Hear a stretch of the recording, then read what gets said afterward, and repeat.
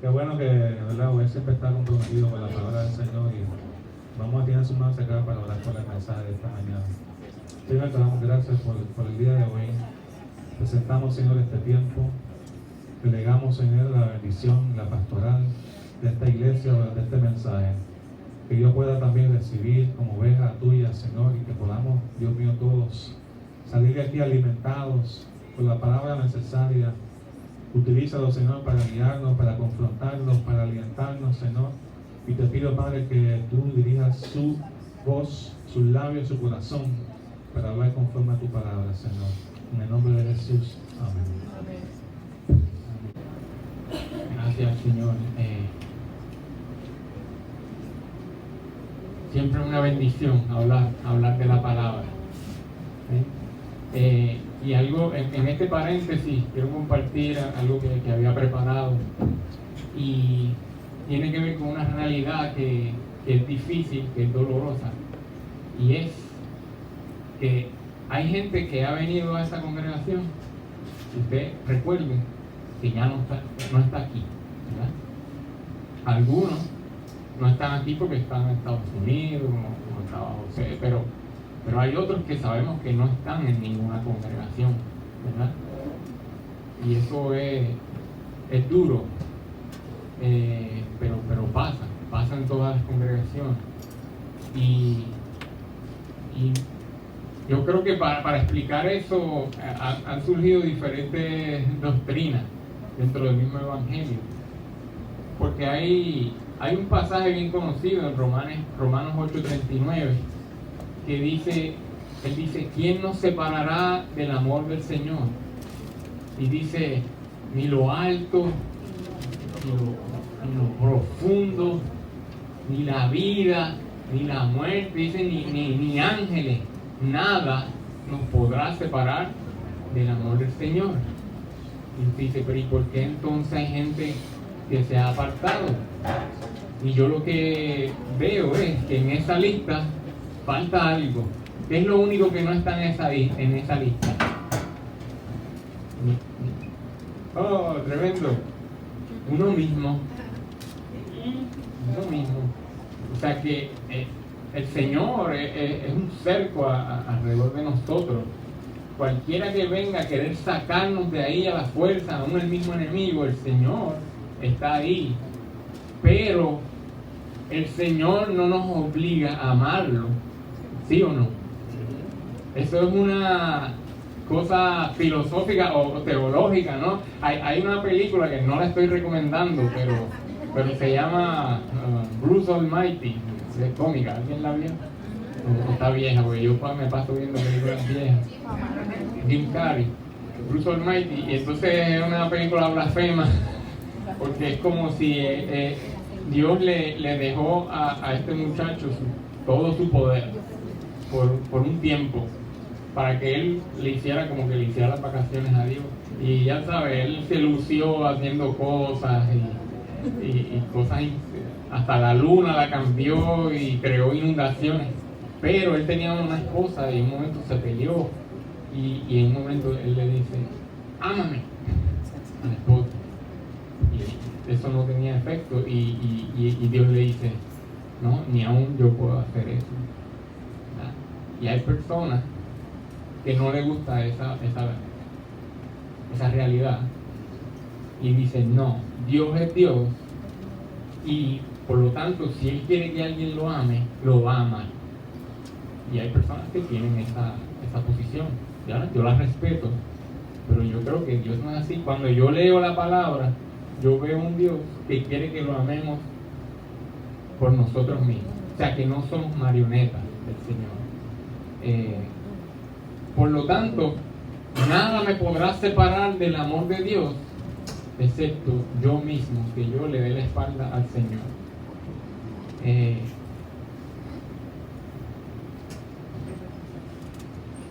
Y Pablo, ¿verdad? Las personas que piensan así, que Dios puede obligar a amar a alguien, ¿verdad? O como también se expresa, hemos estado hablando de la gracia, ¿verdad? En estos días a la gracia poderosa. Pero esa vertiente de pensamiento dice que la gracia del Señor es irresistible. Dice que si la gracia del Señor se deposita sobre ti, no hay forma de que tú puedas salir, y que también esa gracia va a hacer que tú perseveres siendo fiel. ¿Verdad? Pero eso está basado en los escritos de Pablo, que tienen la mayoría del Nuevo Testamento. Sin embargo, hay que ver todos los escritos de Pablo, no solo unas partes. Y hoy vamos a buscar mucho de la palabra. Yo no tengo nada mío, yo solo busco la palabra y lo discuto con ustedes. Primera de Corintios 9.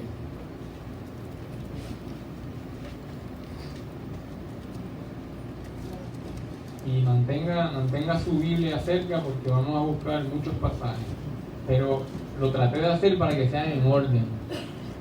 O sea que vamos poco a poco. Primera de Corintios 9, 24 dice: ¿no sabéis que los que corren en el estadio, todos a la verdad corren, pero uno solo se lleva el premio? Corred de tal manera que lo obtengáis. Todo aquel que lucha, de todo se abstiene. Ellos, a la verdad, para recibir una corona corruptible. ¿Quiénes son ellos? Los atletas, ¿verdad? De lo que está hablando. Pero nosotros, una incorruptible. Nosotros estamos esperando una corona que el Señor nos regalará, algo espiritual, ¿no? Algo simbólico. Y así que yo de esta manera corro, no como a la aventura, de esta manera peleo, no como quien golpea el aire, sino que golpeo mi cuerpo y lo pongo en servidumbre, no sea que habiendo sido heraldo para otros. ¿Sabe qué es un heraldo? Como uno que proclama, una voz que proclama. Habiendo yo sido heraldo para otros, yo mismo venga a ser eliminado. O sea que Pablo está consciente de que él es tremendo, un apóstol que el Señor ha usado grandemente, tiene una fe tremenda en Dios, ha hecho muchas cosas, pero él dice: yo también tengo que pelear la batalla, yo tengo que cuidarme, y por eso golpeo mi cuerpo, no me puedo dejar ir por la carne. No vaya a ser que yo mismo sea eliminado habiendo sido uno que le predicó a tantos. O sea que Pablo está consciente de esta realidad, que aún las personas más firmes, más comprometidas, están en la vulnerabilidad de alejarse del Señor. Y eso es duro, es triste, es duro, pero es una realidad, y tiene que ver con ese hecho de que no somos marionetas de Dios. Pero lo bueno es que tampoco tenemos que ser marionetas del diablo. Hay una parte que descansa en el hombre. Por eso en el jardín allá del Edén se libró una batalla, una decisión que Dios la dejó en el hombre. El hombre decidió pecar. Nadie lo obligó a pecar. Nadie lo obligó a seguir a Satanás. Y más adelante, en Primera de Corintios 10, un capítulo adelante, dice en el 11, él está hablando de los israelitas con el tiempo que estuvieron cuando salieron de Egipto y todas las cosas que les pasaron. Y en el 10:11 dice: estas cosas les acontecieron como ejemplo y están escritas para amonestarnos a nosotros, a quienes han alcanzado los fines de los siglos. Así que el que piense estar firme, mire que no caiga. Entonces la palabra tiene muchos ejemplos de personas que han fallado, cómo han fallado, y Pablo dice: no lo lean por leer, sáquenle provecho, están escritas para nosotros también, para amonestarnos. E igualmente, aquí vamos a dar un poquito para atrás, pero es la única vez. Juan 12. Nuevo Testamento, Mateo, Marcos, Lucas, Juan.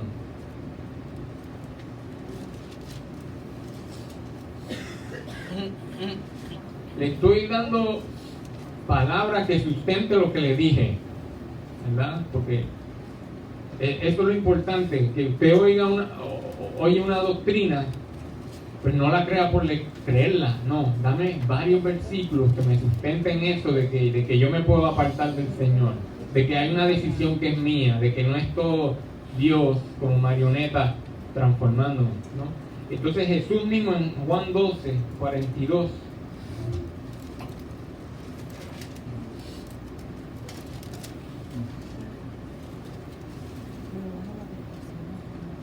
dice: con todo eso, aún de los gobernantes, muchos creyeron en él. Aquí está hablando de Jesús, ¿no? Muchos gobernantes creyeron que Jesús era el Mesías, pero a causa de los fariseos no lo confesaban para no ser expulsados de la sinagoga, porque amaban más la gloria de los hombres que la gloria de Dios.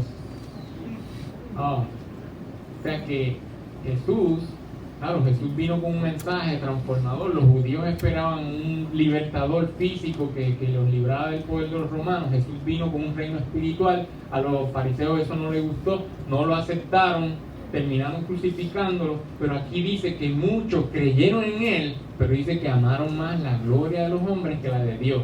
Entonces, entiéndase, wow, ese es Jesús, ese es el Mesías. Lo que pasa es que si yo me voy con ellos, pierdo mi estatus aquí, porque él no está de buenas con la élite.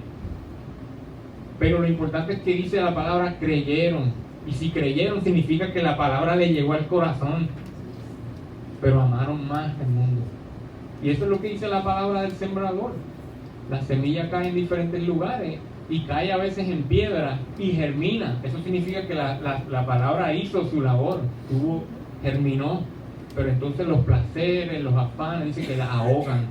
Y ahí está la explicación de por qué hay gente que no se convierte. Jesús mismo nos explicó. O porque hay gente que se aparta. No es que Dios no quiera. Dios quiere que todas las personas se salven. Es su voluntad. Así que usted puede creer, la palabra puede hacer su impacto y usted no tomar acción al respecto porque ama más el mundo o cualquier razón. Así que hay una decisión que tenemos que tomar día a día. Y ahora lo que queremos es ver, Pablo fue tremendo en las cartas que le dio a sus discípulos, a Tito, a Timoteo, en darnos algunas razones o algunas cosas de las que tenemos que cuidarnos para no ser de los que se apartan.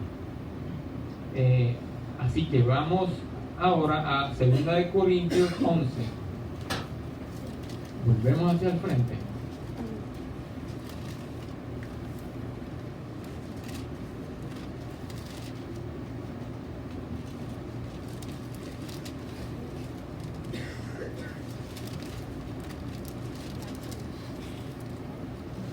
Segunda de Corintios 11, 3 y 4. Pablo le estaba diciendo a los corintios: pero yo me temo que como la serpiente con su astucia engañó a Eva, vuestros sentidos sean de alguna manera extraviados de la sincera fidelidad a Cristo. Porque si viene alguno predicando a otro Jesús que el que os hemos predicado, o si recibís otro espíritu que el que habéis recibido, u otro evangelio que el que habéis aceptado, lo toleráis. Entonces la frase es importante, que sus sentidos sean extraviados. Entonces algo con lo que nosotros luchamos es que le damos un montón de peso a nuestros sentidos. Y entiéndase ahí los 5 sentidos y también nuestros sentimientos. Nosotros fuimos entrenados así, a vivir por lo que vemos, por lo que sentimos. Por eso muchas veces todavía decimos: hasta que no lo vea, no lo creo. Ese dicho todavía está por ahí, pero ese dicho no es bueno, porque el Señor nos dijo que bienaventurados los que creen aún sin ver, ¿verdad? Porque hay unas verdades que están más allá de nuestros 5 sentidos. Y yo veo eso todos los días, porque yo brego en un sitio donde hay electricidad. Hay electricidad a alto voltaje. No se ve. Hay unas barras ahí expuestas a 38.000 voltios. Y el poder que está ahí no se ve. Pero si yo toco eso, a menos que no sea un milagro, se acabó. Y tengo que estar bien consciente. Y no lo veo. Entonces hay muchas cosas que no se ven. Y también le damos mucho énfasis a nuestra lógica. Sin embargo, la misma ciencia se ha dado cuenta que la lógica a veces no sirve. Y el tremendo ejemplo es Einstein.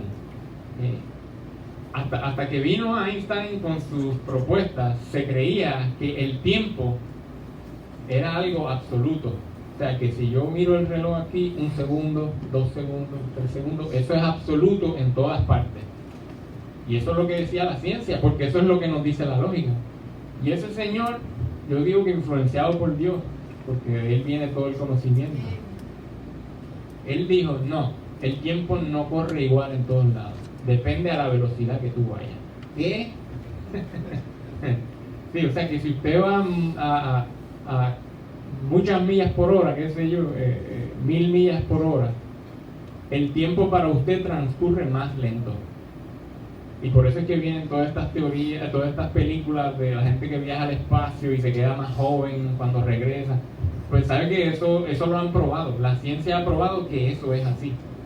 Pero mucho antes el Señor dijo que para Él un día es como 1000 años y 1000 años como un día, ¿verdad? Ajá, pues la ciencia se ha dado cuenta que eso es verdad, que el tiempo es variable. Depende de la velocidad que usted vaya, pero a eso a la lógica no le hace sentido. Y nosotros muchas veces le ponemos tanto peso a la lógica que ponemos como segundo lugar la palabra de Dios. Y eso es algo que nos puede hacer extraviar, que dice ahí que a Eva le pasó eso en el jardín del Edén. Se dejó llevar por sus sentidos y sus pasiones, y esas frutas sí, las quiero, y después Satanás le dio un buen argumento y cayó en pecado.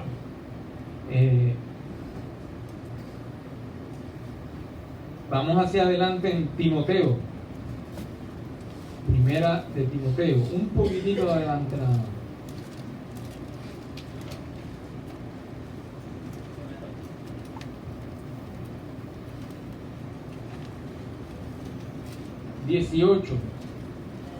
Primera de Timoteo, 1:18. Este mandamiento, hijo Timoteo, te encargo, para que conforme a las profecías que se hicieron antes en cuanto a ti, milites por ellas la buena milicia, manteniendo la fe y buena conciencia, desechando la cual naufragaron en cuanto a la fe algunos.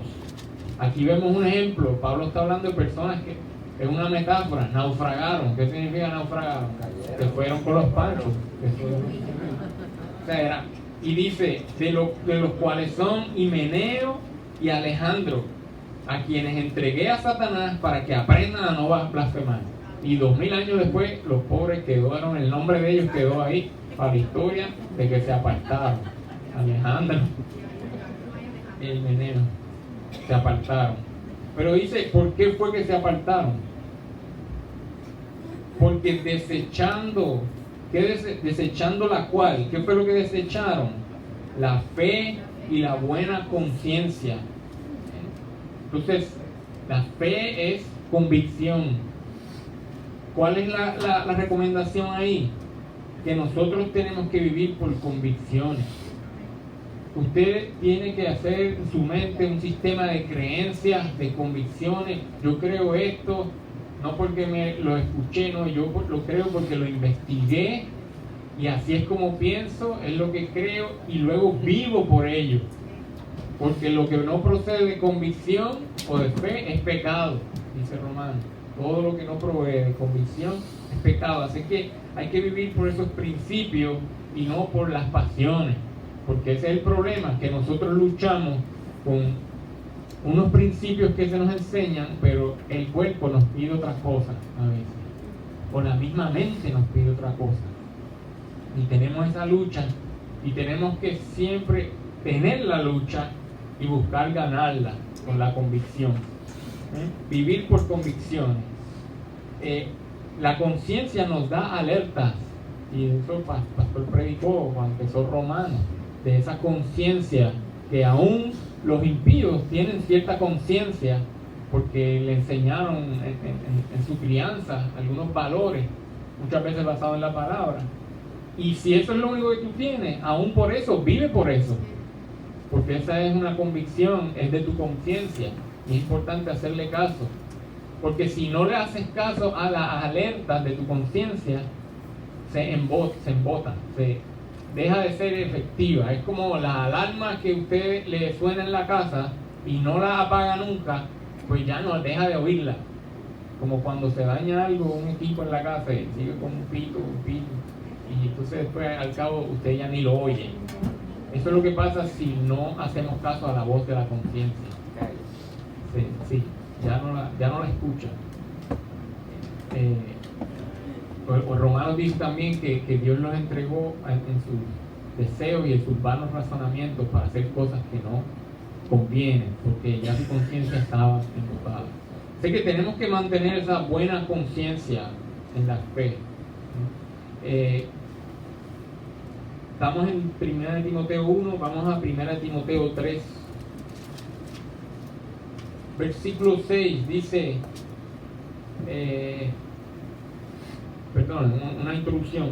Pablo está diciendo que los que quieran ser obispos en la iglesia deben cumplir unos criterios. Y un obispo es un supervisor en la obra. Pablo le está dando unos consejos pastorales aquí a su discípulo que está en el pastorado y le dice, mira, si alguien quiere ser discípulo, pues perfecto, pero que cumpla estas cosas, que sea sobrio, que sea hospedador, marido de una sola mujer, una serie de cosas. Y en el 6 le dice que no sea un neófito. Un neófito es un recién convertido, un nuevo. Y no es porque sean malos, porque todos somos nuevos en algún momento. Lo que él está diciendo, deja primero que forme su carácter antes de darle un puesto. ¿Y por qué? No sea que envaneciéndose caiga en la condenación del diablo. Entonces, envaneciéndose es, ¿qué es cuando uno se envanece? Tiene que ver con hacerse presumido.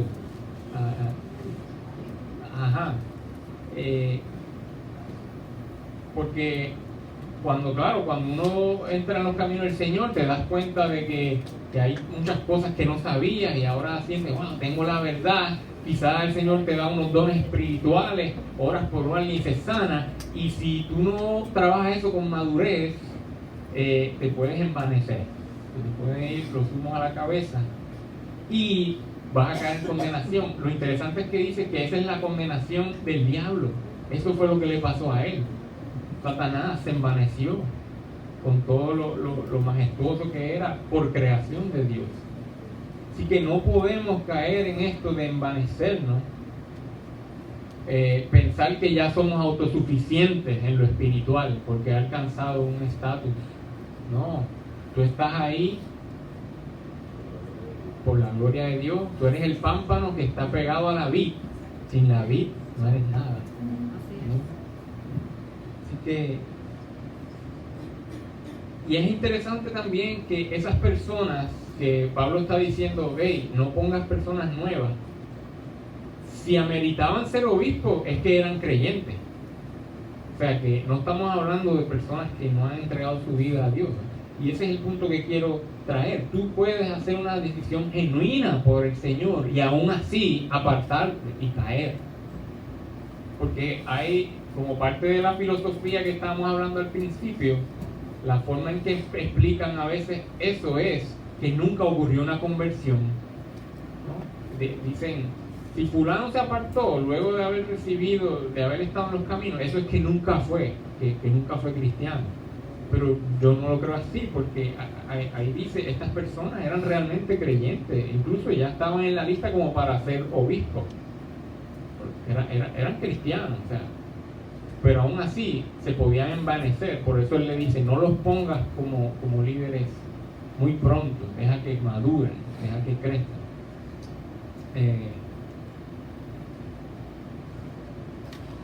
También Pablo le da a Timoteo otro consejo más adelante en 1 Timoteo 6.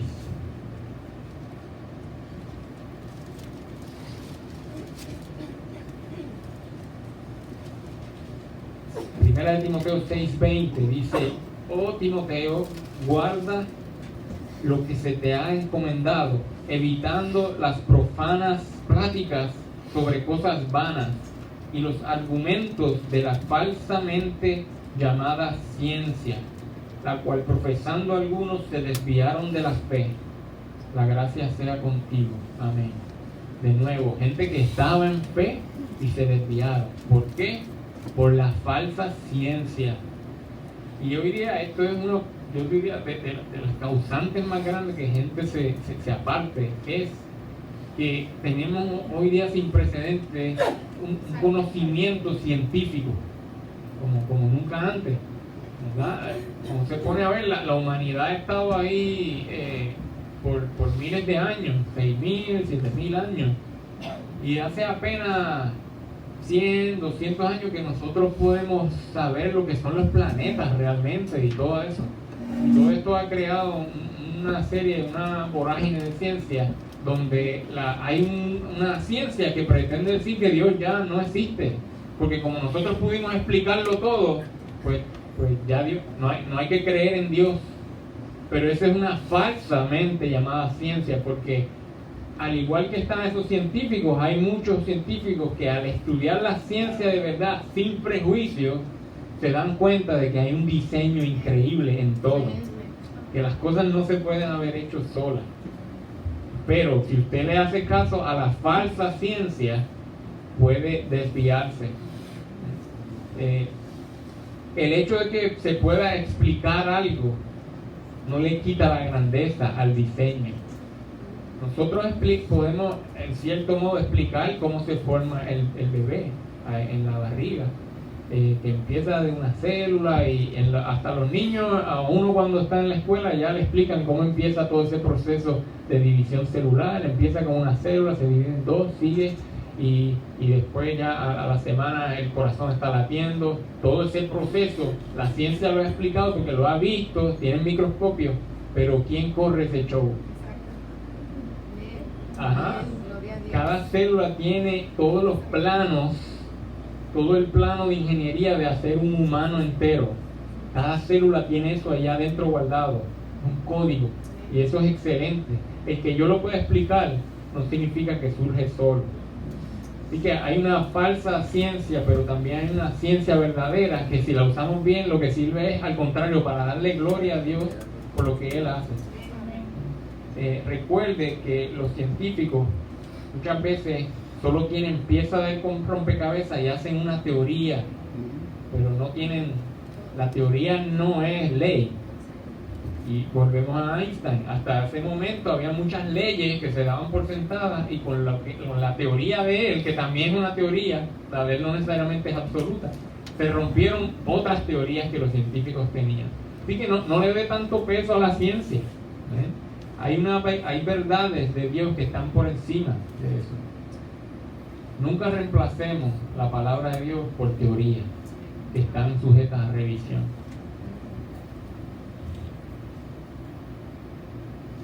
Y el científico puede decir lo mismo de nosotros, ¿sabes?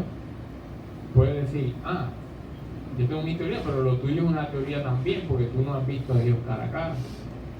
Está bien, puede decirle, te compro esa, pero tienes que darme el beneficio de la duda. El problema es que muchos científicos son tan arrogantes como lo que dicen, no, lo mío es lo final. No. Dame entonces a mí también el beneficio, porque yo tengo unas verdades que también han sido probadas.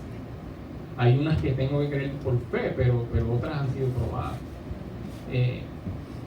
Vamos entonces, vamos a 2 de Timoteo.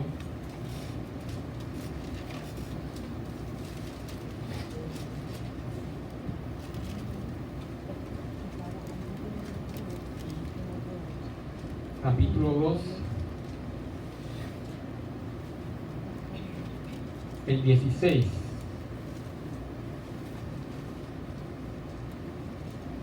Se parece al anterior porque Pablo usó esa frase, vanas y profanas.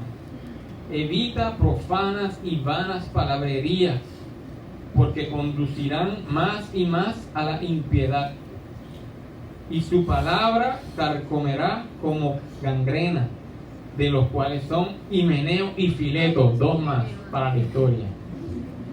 Dos más. Fileto, que se desviaron de la verdad, diciendo que la resurrección ya se efectuó, y trastornaron la fe de algunos. Voy a leerlo de nuevo. Mas evita profanas y vanas palabrerías, porque conducirán más y más a la impiedad, y su palabra carcomerá como gangrena, de los cuales son Himeneo y Fileto, que se desviaron de la verdad, diciendo que la resurrección ya se efectuó, y trastornaron la fe de algunos. ¿Qué resurrección?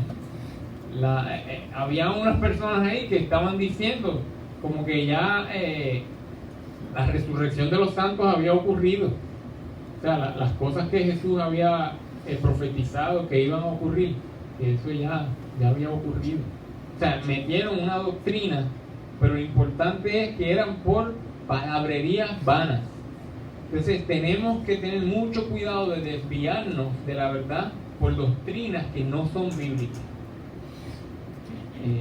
Y aquí, a diferencia del punto anterior, que era la ciencia, aquí no estamos hablando de ciencia, aquí estamos hablando de teorías, pero en el mundo, en el ámbito de teología, no en el ámbito científico, sino que dentro de los mismos cristianos nosotros nos encanta hacer teorías y filosofías y teologías que nos pueden hacer apartar de la verdad.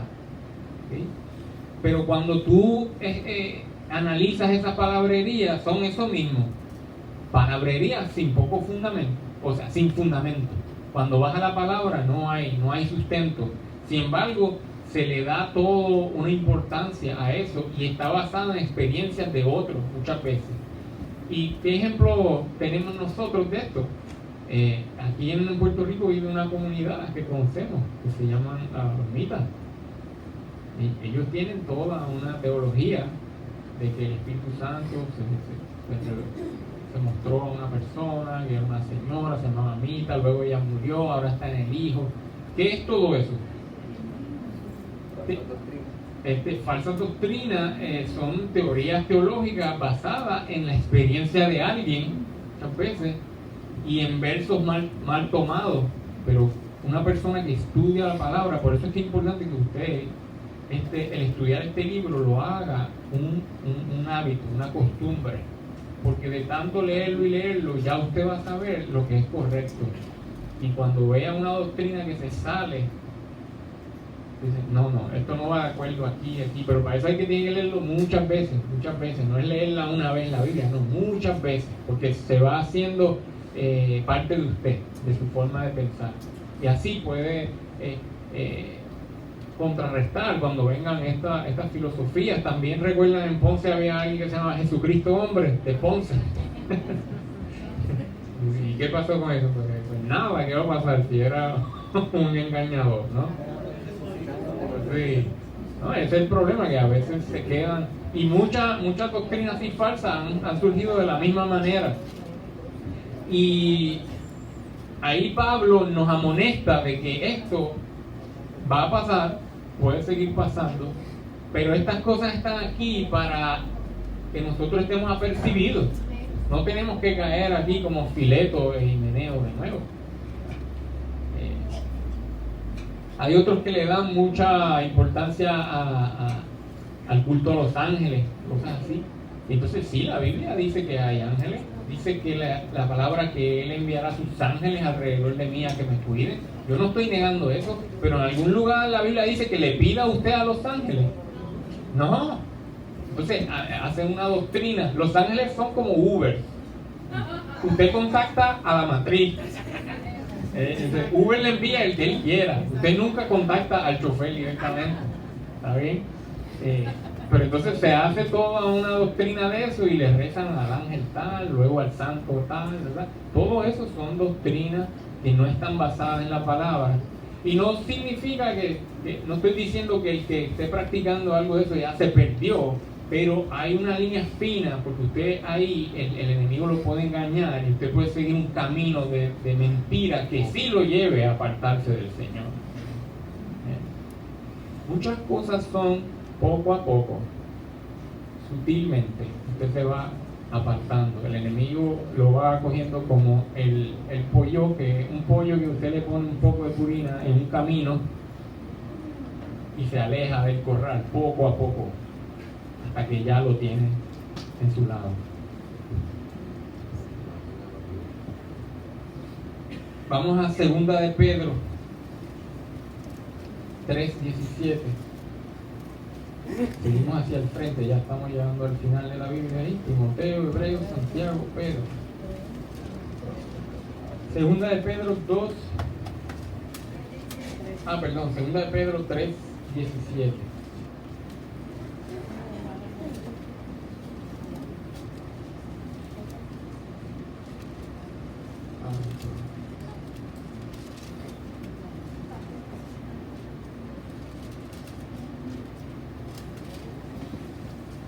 Así que vosotros, oh amados, sabiéndolo de antemano, guardaos. Usted tiene una responsabilidad de guardarse. Recuerde, guardaos. No sea que arrastrados por el error de los inicuos, caigáis de vuestra firmeza.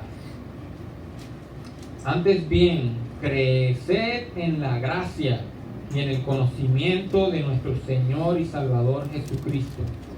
A Él sea la gloria, ahora y hasta el día de la eternidad. Amén. Amén. ¿Cuál es de qué nos debemos cuidar?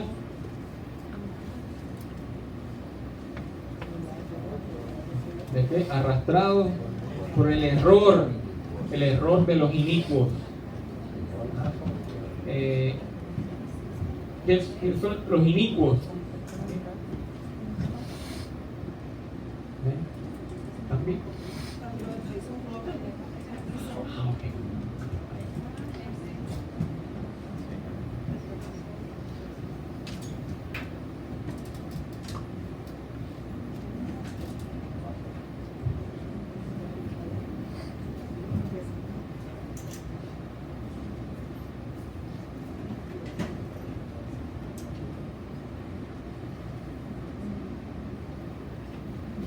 Guardaos, no sea que arrastrados por el error de los inicuos caigáis de nuestra firmeza.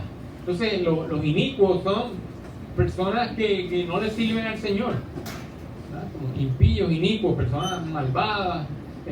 Algunos no son abiertamente malvadas, pero no viven para Dios. Entonces, nosotros tenemos que tener mucho cuidado, hay que tener, porque todos nosotros tenemos personas que nos rodean que no necesariamente son cristianos. Algunos son amigos hasta de la infancia que traímos, otros conocemos en el trabajo y podemos tener cierta afinidad, pero nosotros tenemos que tener mucho cuidado a quién le abrimos el corazón, porque los amigos tienen mucha influencia en nuestra vida. Primero tenemos que saber escoger los amigos. A veces ya eran nuestros amigos cuando vinimos al Señor y eso es doloroso. No es que tienes que darle la espalda, pero si ellos no se alinean, hay que a veces cortar relaciones, no es como antes. Y yo sé que eso duele y a mí me pasó. Pero me acordé que Jesús dijo que mejor es arrancarse un ojo que perder la vida. Y ahí entendí por qué Jesús fue tan drástico con su palabra. Él no estaba siendo literal, él está diciendo lo que haya que hacer por guardarse. Hay que saber qué escogerlos, hay que tener cuidado, como le dije, a quién le abrimos el corazón y a quién le mostramos nuestras vulnerabilidades, porque ellos van a tener unos razonamientos que pueden a ti envolver y seducir tu razonamiento. Que es lo que dice ahí, el error de los inicuos. Nuestros amigos así íntimos a quien le hablemos todo, ahora deben ser personas que también le sirvan al Señor.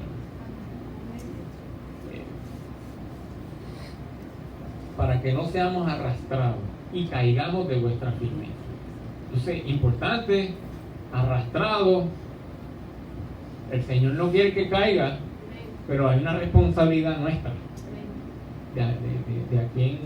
a quién dejamos que le hable al corazón. Ya casi terminando, segunda de Pedro, ahora vamos un capítulo para atrás, 2:20.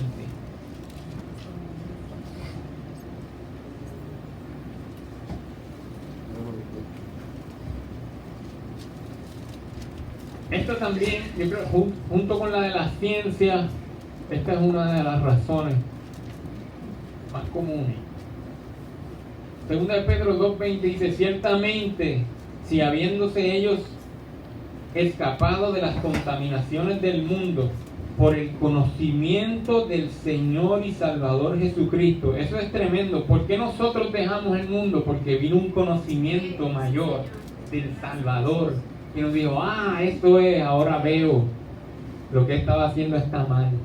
¿Ven? La palabra nos alumbra, y el conocimiento del Señor Salvador es el que te saca de la contaminación del mundo. Pero si ellos, habiendo hecho eso, enredándose otra vez en ellas, son vencidos, su postrer estado viene a ser peor que el primero, porque mejor les hubiera sido no haber conocido el camino de la justicia, que después de haberlo conocido, volverse atrás del santo mandamiento que les fue dado. Pero les ha acontecido lo de verdadero proverbio: el perro vuelve a su vómito y la puerca lavada a revolcarse en el cieno o el lodo. Y esto es algo también que nos ha llevado muchos hermanos de la milicia, y tenemos que cuidarnos nosotros. Dice que enredarse de nuevo en las cosas del mundo. Jesús en un momento fue criticado porque compartía con personas que eran de reputación dudosa, hasta prostitutas. Y una prostituta le lavó los pies. ¿Para qué fue eso? ¿Por qué él está con él? ¿Y por qué come con él? Él no es santo. Y que él le dijo: no, yo vengo a buscar a pecadores. Entonces nosotros no podemos hacernos una burbuja y apartarnos del mundo, porque ¿cómo vamos a hacer luz en el mundo? Jesús dijo: no puedes poner una linterna debajo de la mesa, no, hay que exponerla. O sea que nos vamos a exponer siempre al mundo y a personas que no piensan igual de nosotros. Ahora, usted sabe de qué pata coger.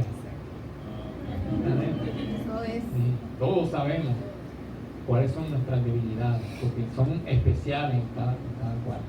Entonces, si el Señor me libró de algo que yo sé que es mi área de vulnerabilidad, pues entonces yo no me expongo a eso. Si por alguna razón tuviera que ir a algo que hay debilidad para mí, llévese a alguien, ¿verdad?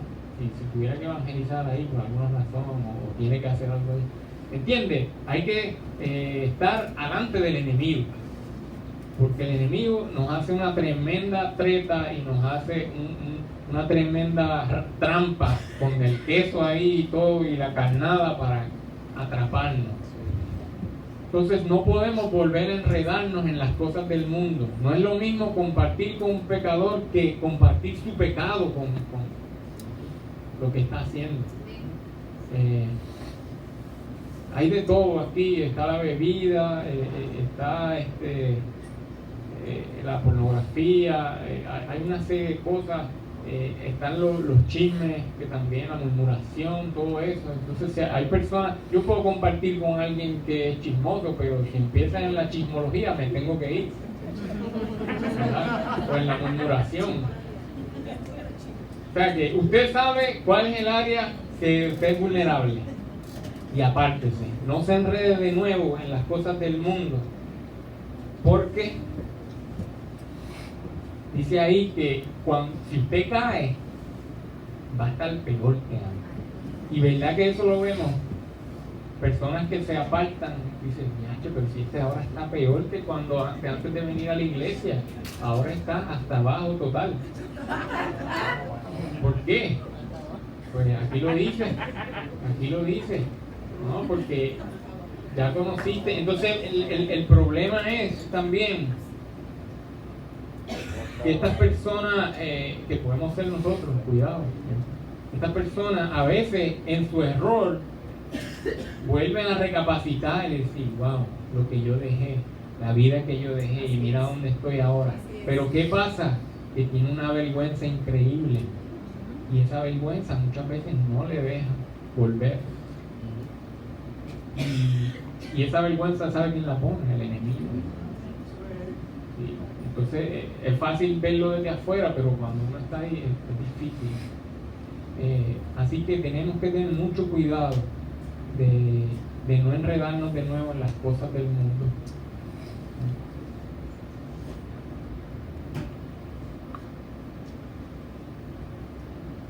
Sin embargo, hay una diferencia en enredarnos en las cosas del mundo y hay una diferencia en no enredarnos en las cosas del mundo y en convertirnos en un religioso. Y vamos a ver esto. Jesús nos advirtió en Marcos 7. Y fuimos para atrás de nuevo. Mateo, Marcos.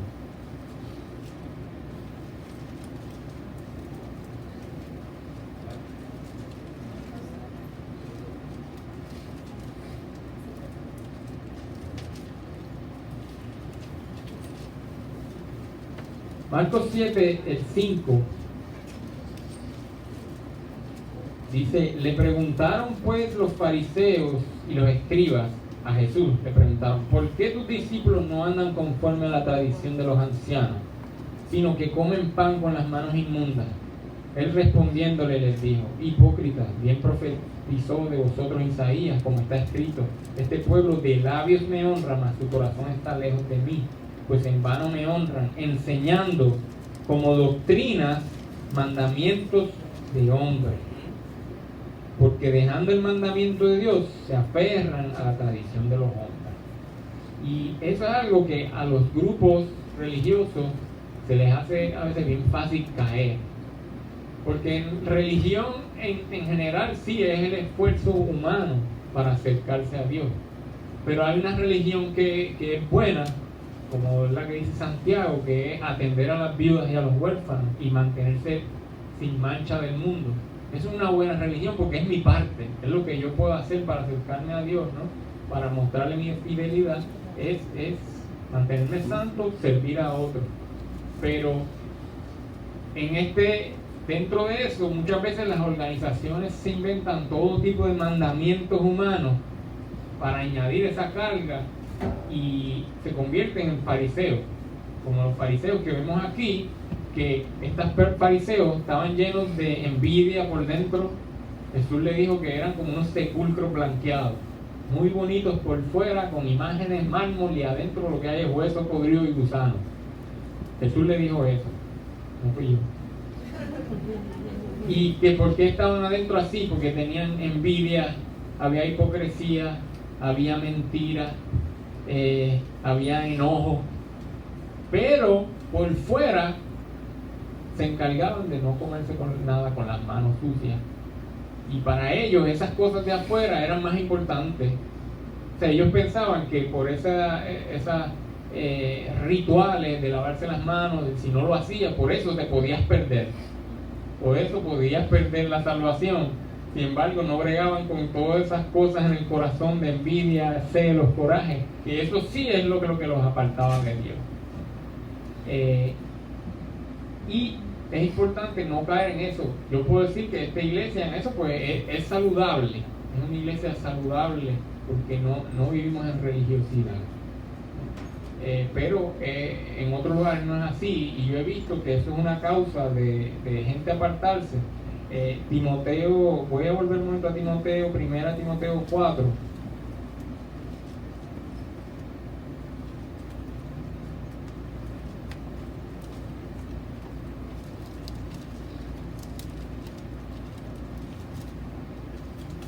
Primera de Timoteo 4 dice, pero el Espíritu dice claramente que en los postreros tiempos algunos apostatarán de la fe, escuchando a espíritus engañadores y a doctrinas de demonios.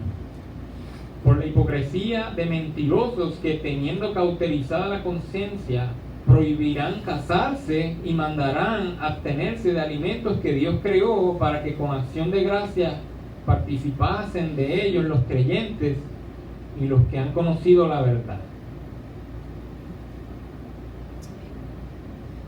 ¿Ve ese mismo asunto? O sea, que aún en el ámbito de la iglesia pueden meterse estas doctrinas que ahí dice que a veces tienen que ver con espíritus engañadores que fomentan esas doctrinas. ¿Para qué?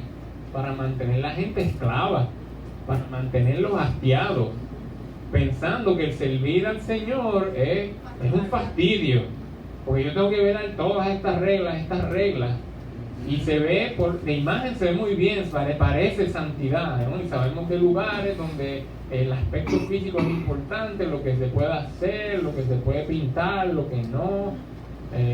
Usted entiende, ¿verdad? Y aquí también decimos que la vestimenta es importante porque no es vestir tampoco como le dé la gana, porque nosotros queremos ser considerados con los hermanos, pero no vivimos bajo una atadura de legalismo, porque entonces lo que sucede es que esas personas viven así por un tiempo y llega el momento que se hartan y se van entonces al mundo, y como dijimos ahorita, se vuelven peor que eran antes, y eso es lo que quiere el enemigo.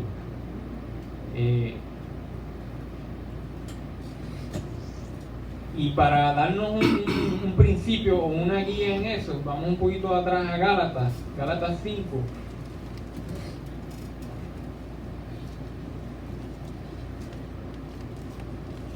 Usted dice, Gálatas 5:13 dice, porque vosotros, hermanos, a libertad fuisteis llamados, solamente que no uséis la libertad como ocasión para la carne, sino servíos por amor los unos a los otros. Porque toda la ley con esta sola palabra se cumple: amarás a tu prójimo como a ti mismo. ¿Eh? Entonces, eso es lo hermoso que tenemos en lo que estamos predicando de la gracia. Que sabemos que la gracia del Señor está sobre nosotros, de que no por mis obras yo me merezco el cielo, sino que ya yo estoy en un lugar de justificación ante Jesús por el sacrificio de Él. Por lo tanto, yo voy a ser libre.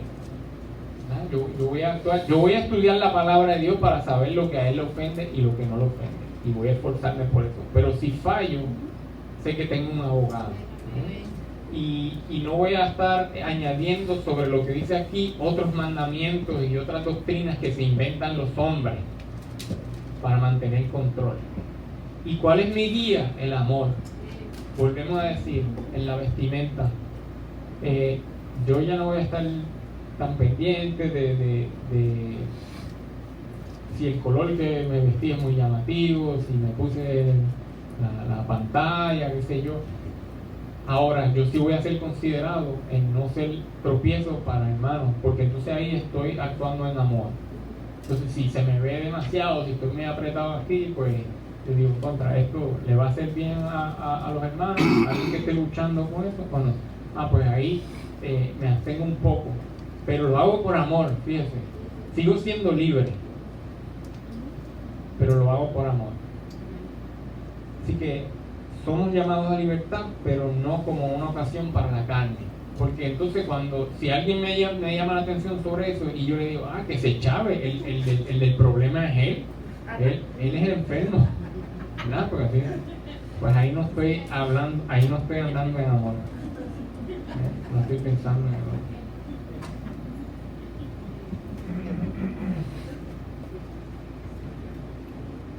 Vamos a repasar entonces las cosas que hemos dicho. Debemos cuidarnos que los sentidos físicos no nos confundan. Debemos mantener una buena conciencia fundamentada en la fe, en convicciones. Tener cuidado de no hacernos presumidos y envanecernos. Voy muy rápido. mi mamá, así que...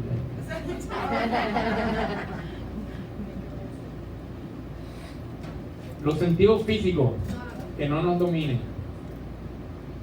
Mantener una buena conciencia que esté basada en la fe. Cuidado de no envanecernos, hacernos presumidos, pensar que ya no necesitamos de Dios, que el poder está en nosotros, que ya alcancé un nivel espiritual donde de ahí nadie me baja. No. Cuarto, no hacerle caso a la falsa ciencia. Nosotros no estamos en pelea con la ciencia. Yo no niego que los dinosaurios estuvieron ahí. Dios sabrá cuándo los hizo y cuándo vivieron. No niego eso. Pero, como les dije, hay cosas que son teoría. Dios nos explicará en su momento qué fue lo que pasó ahí. No desviarnos de la verdad por doctrinas bíblicas, doctrinas no bíblicas, ¿verdad? O sea que prestemos atención a la palabra. Si leemos los escritos de alguien, un libro de alguien, ¿ven? Coja lo bueno de ahí, pero no haga esa su Biblia. La Biblia es ¿ven? No le haga caso al razonamiento pervertido de los impíos. De nuevo, cuidar a quién abrimos nuestro corazón. No enredarnos otra vez en las cosas del mundo. Seguimos amando a la gente, le predicamos a la gente, pero no nos enredamos en el pecado del mundo. Y tampoco nos encerramos en una nueva vida de prohibiciones basadas en mandamientos humanos que no son de la palabra. Como dice ahí, como decía Timoteo, fíjate, como Pablo le decía a Timoteo, que prohibirán casarse, y es, ¿verdad? Estos espíritus engañadores cogen y trastornan ciertos versículos, como el enemigo intentó trastornar la verdad cuando tentó a Jesús, que le dijo a Jesús: mira, tú eres hijo de Dios, tírate de ahí del templo, Él enviará a sus ángeles a protegerte. ¿Y qué le citó él? Un pasaje de la Biblia, un salmo, el Salmo 91. Tírate, porque está escrito: Dios enviará a sus ángeles a protegerte. ¿Y qué le dijo Jesús? Sí, eso es verdad, pero también dice que yo no debo tentar a Dios. O sea, yo mismo exponerme a peligro a ver si, porque Dios me tiene que salvar, eso no está bien. Entonces así el enemigo coge pasajes, los saca fuera de contexto y dice: esto es lo que Dios quiere que tú hagas. Y dice ahí que hasta prohibirán casarse, ¿no? O sea, abstenerse de ciertos alimentos, que son cosas sin fundamentos, y de eso tenemos que cuidarnos y no vamos a vivir una vida religiosa.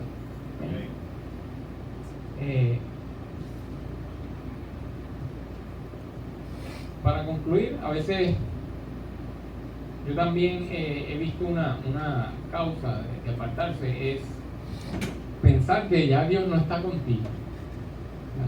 A veces caemos en la rutina, llevamos un tiempo acá, sabemos cosas de la Biblia, pero a veces dice: yo ya no siento a Dios, algo así. Y eso puede causar frustración.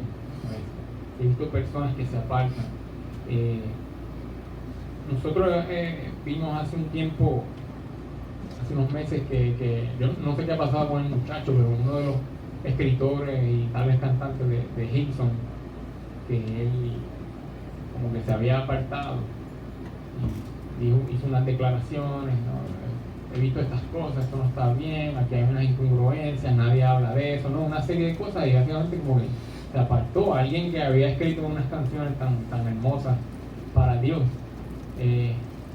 Y a veces yo veo estas canciones, son hermosas, pero muchas veces enfatizan en la cuestión emocional.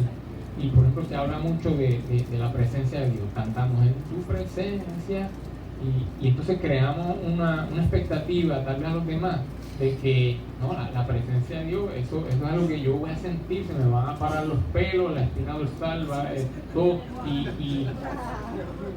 y ahí es donde yo tengo que estar, porque si yo no experimento eso, pues eso no es real, no lo tengo, no estoy en Dios, Dios no está contento conmigo. ¿Sabes qué?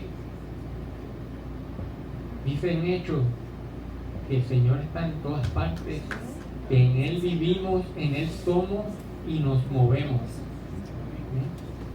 El Señor está en todo, Él está aquí ahora, Él es la esencia donde todo descansa. Así que usted vive en la presencia de Dios.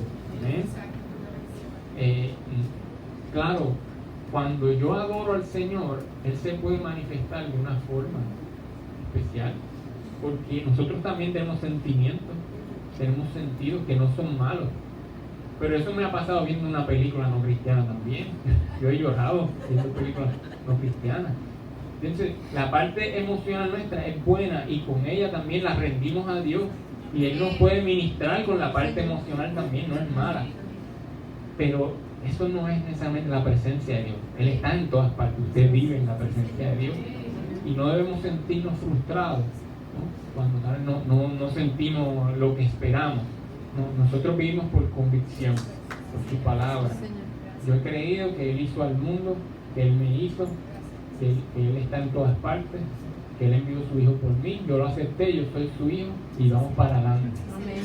Hay días que me siento que me quiero comer el mundo cuando me despierto, y hay días que no quisiera salir de la cama, porque eso es parte de mi emoción. Pero esos días aún yo vivo por convicción. Esto es una batalla, esto es un maratón. La vida cristiana es un maratón, como dice Pablo, al final dice: yo he peleado la buena batalla, la fe, y ya estoy listo para irme, estoy contento, pero esto ha sido duro. ¿Por qué ha sido duro? Porque el enemigo quiere sacarte de la carrera. Mientras estemos aquí, tenemos esa lucha, pero no tenemos por qué caer. O sea que esto es un mensaje no para que usted le dé miedo, no, es un mensaje de estrategia, es un mensaje de como un ejército que se prepara en la milicia y decir: mire, hemos visto que el enemigo ataca por estos flancos, vamos a estar ready y vamos a estar de pie. ¿Ven? No es para tener miedo, es simplemente para estar apercibido. Y si usted ve que algún hermano anda tambaleándose con una de estas cosas, déle la mano y ministrele y hable la palabra. ¿Ven? Gracias le damos al Señor. Si alguien quiere oración, sabe que puede venir acá, siempre orar. Si hay alguien que está luchando con alguna de estas áreas, se ha visto tentado por el enemigo, siente que está débil, vamos a orar. Vamos a orar, porque esa es parte de la estrategia de la iglesia, es unidos. El carbón que se saca afuera se apaga más rápido. Aquí estamos todos unidos, calientes, al rojo vivo. ¿Ven?